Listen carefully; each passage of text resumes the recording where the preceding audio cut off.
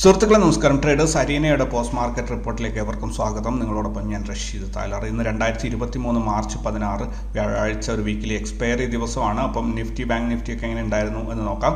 Nifty ഇന്നലെ അവസാനിച്ച 16,972 നിന്നും 23 പോയിന്റ് ഗ്യാപ്പോട് കൂടി 16,994 ഇന്ന് ഓപ്പൺ ആയത്.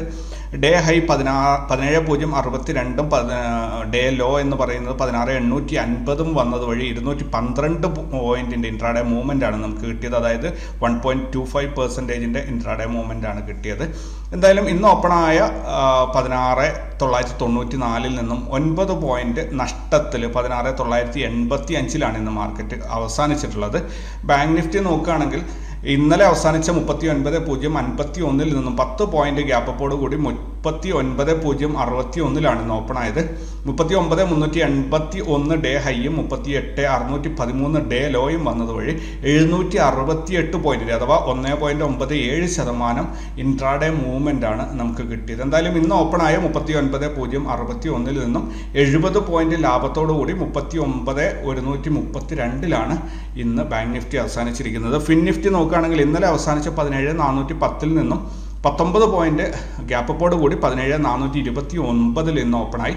ഡേ ഹൈ 17,564 ഡേ ലോ 17,261 വന്നത് വഴി 303 പോയിന്റിന്റെ അഥവാ 1.74% ഇൻട്രാഡേ മൂവ്മെന്റ് ആണ് നമുക്ക് കിട്ടിയത്. ഇന്ന് ഓപ്പണായ 17,429 നിന്നും 33 പോയിന്റ് അല്ലെങ്കിൽ 34 പോയിന്റ് ലാഭത്തോടു കൂടി 17,463 ഇന്ന് ഫിൻ നിഫ്റ്റി അവസാനിച്ചിരിക്കുന്നത്.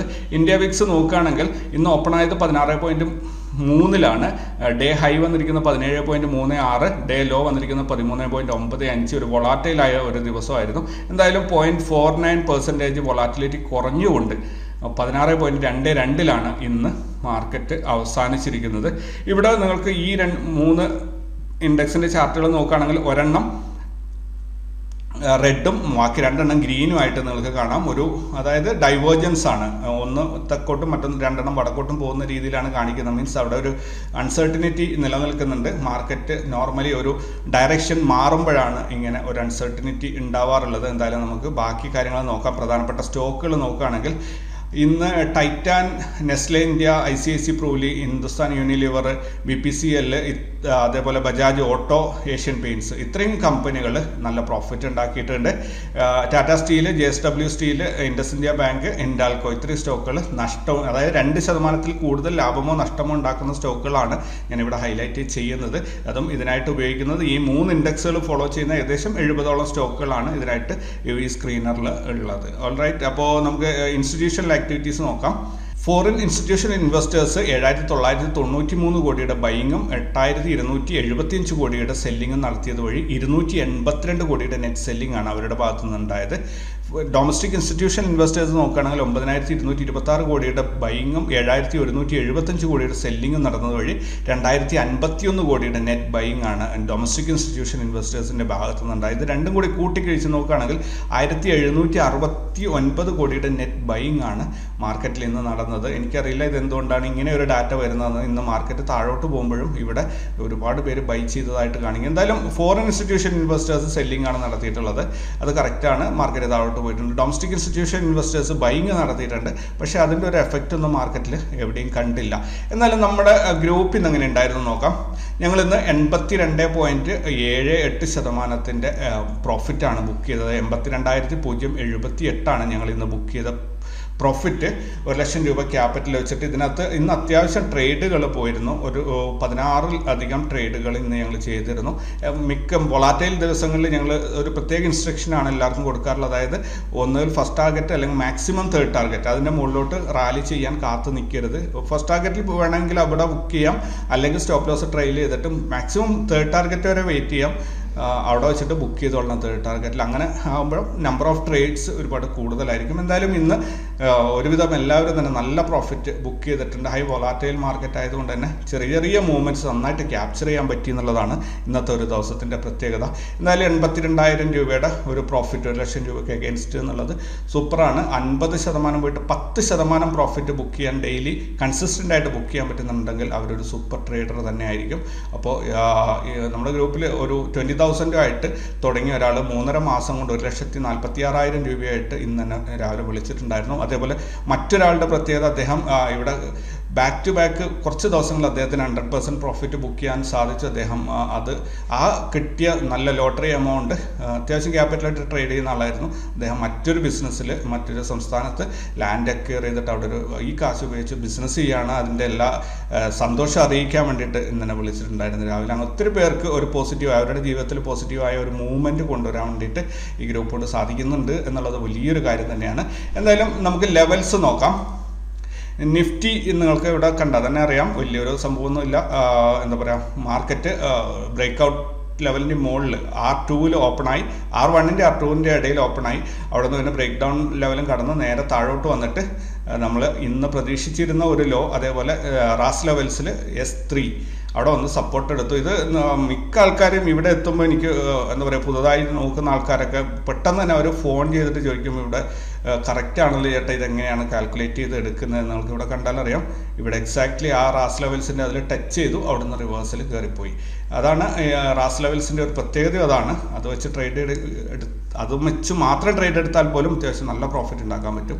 അപ്പോൾ ഈ S3 പോയി സപ്പോർട്ട് എടുത്തു, തിരിച്ച് നേരെ ബ്രേക്ക് ഡൗൺ ലെവലിൻ്റെ അടുത്ത് വരെ വന്നു. അവിടെ നിന്ന് വീണ്ടും S2 പോയി വീണ്ടും ബ്രേക്ക് ഡൗൺ ടച്ച് ചെയ്തു, പിന്നെ S1ലേക്ക് വന്നു. അത്യാവശ്യം ടാർഗറ്റ് ഇത് എല്ലാവർക്കും കിട്ടിയിട്ടുണ്ട്. നല്ലൊരു ട്രേഡ് കിട്ടാവുന്ന ഒരു ദിവസം കൂടിയാണ്. കാരണം ഇതുപോലെയുള്ള വലിയ സ്വിങ്ങുകൾ വരുന്നുണ്ടെങ്കിൽ അത് ട്രേഡ് എടുക്കാൻ പറ്റുന്ന രീതിയിലുള്ളതാണ്. നല്ല രസമായിരിക്കും ഒന്നേ ദിവസം ട്രേഡ് ചെയ്യാൻ വേണ്ടിയിട്ട്.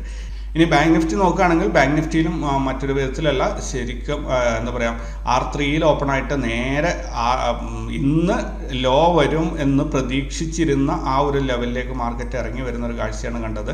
ഇവിടെയും നിങ്ങൾക്ക് വളരെയധികം മനസ്സിലാക്കാനുണ്ട് കാര്യങ്ങൾ. ഇതിന്ന് 38,727 ഇന്നത്തെ ലോ പ്രവചിച്ചത് തരുന്നതാണ്. ഇന്നലെ വൈകുന്നേരം അത് കൊടുത്തതാണ്, ഇന്ന് ഇത്രയാണ് ലോ വരിക എന്നുള്ളത്.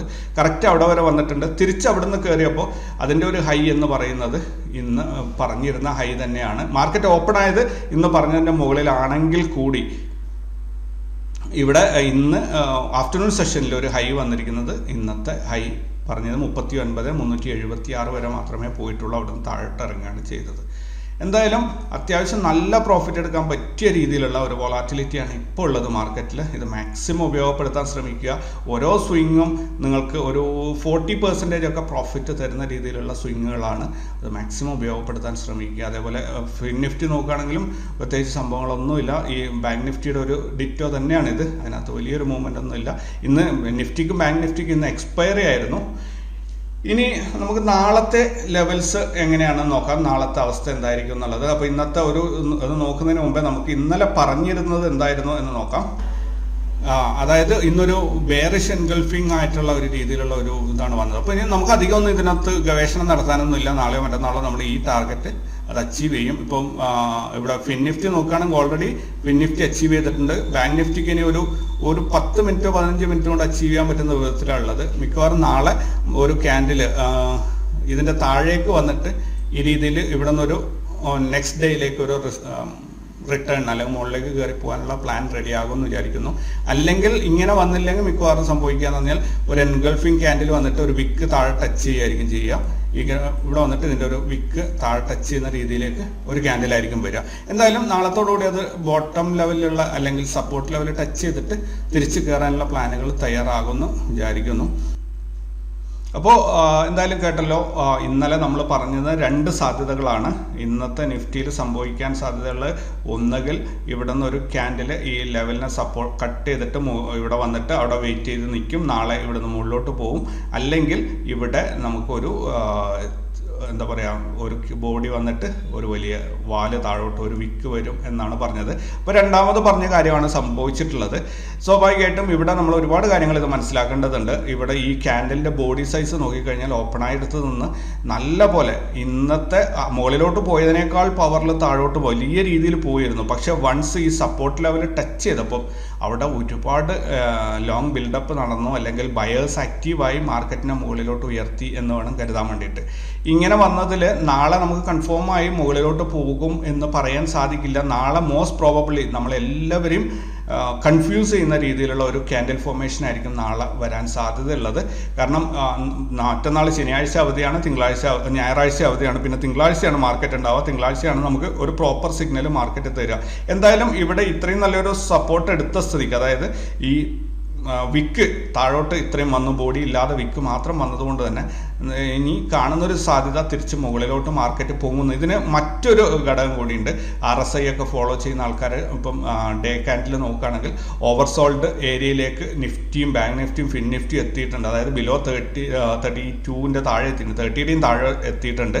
സോ ഇവിടെ നിന്ന് ഇനിയും അതായത് ആൾക്കാരുടെ കയ്യിൽ വിൽക്കാനുള്ളതൊക്കെ വിറ്റ് തീർന്നു. ഇനി പുതിയതായിട്ട് വാങ്ങിച്ചു തുടങ്ങണം. അതുകൊണ്ട് പ്രൈസ് നല്ലപോലെ താഴെ എത്തിയിട്ടുണ്ട്. സ്റ്റോക്കുകളിലും എല്ലാത്തിലും ഇൻവെസ്റ്റ് ചെയ്യാൻ പറ്റിയ ഒരു സമയത്തേക്കാണ് നമ്മളിപ്പോൾ എത്തിയിരിക്കുന്നത്. സോ മോസ്റ്റ് പ്രോബബ്ലി നാളെ മുതൽ മാർക്കറ്റ് മുകളിൽ, നാളെ ഒരു കൺഫ്യൂസിങ് ആയിട്ടുള്ള ഒരു ക്യാൻഡിലായിരിക്കും ഫോം ചെയ്യുക. കാരണം ആൾക്കാർ മറ്റന്നാളത്തേക്ക് ആ രീതിയിലുള്ള ഒരു ട്രേഡ് എടുക്കുക, അല്ലെങ്കിൽ ഒരു മുകളിലോട്ടാണ് മാർക്കറ്റ് എന്ന് കൺഫേം ആയി കഴിഞ്ഞാൽ അത് പ്രകാരം ട്രേഡ് എടുക്കാതിരിക്കാൻ വേണ്ടിയിട്ട് നാളെ ഒരു കൺഫ്യൂസിങ് ആയിട്ടുള്ള ഒരു ക്യാൻഡിൽ ഫോർമേഷൻ ആയിരിക്കും വരിക. ബട്ട് തിങ്കളാഴ്ച മുതൽ പ്രത്യേകിച്ച് ന്യൂസിൻ്റെ എഫക്റ്റ് ഒന്നും ഇല്ലെങ്കിൽ എനിക്ക് തോന്നുന്നു തിങ്കളാഴ്ച മുതൽ മാർക്കറ്റ് മുകളിലോട്ട് കയറി തുടങ്ങും എന്നാണ്. കാരണം ഇനിയും താഴോട്ട് പോകാൻ അതിനൊരു സ്പേസ് ഇല്ല. സോ നാളെ നമുക്ക് പ്രത്യേകിച്ച് ഒന്നും പ്രതീക്ഷിക്കാൻ പറ്റില്ല. പക്ഷേ തിങ്കളാഴ്ച മുതൽ മാർക്കറ്റ് മുകളിലോട്ട് അപ്പായി തുടങ്ങും തോന്നുന്നു. നിഫ്റ്റി ആയാലും ബാങ്ക് നിഫ്റ്റി ആയാലും ഫിൻ നിഫ്റ്റി ആയാലും ഇത് തന്നെയാണ് അവസ്ഥ. സോ നമുക്ക് പുതിയ വീഡിയോ ആയിട്ട് നാളെ കണ്ടുമുട്ടാം. Thank you very much.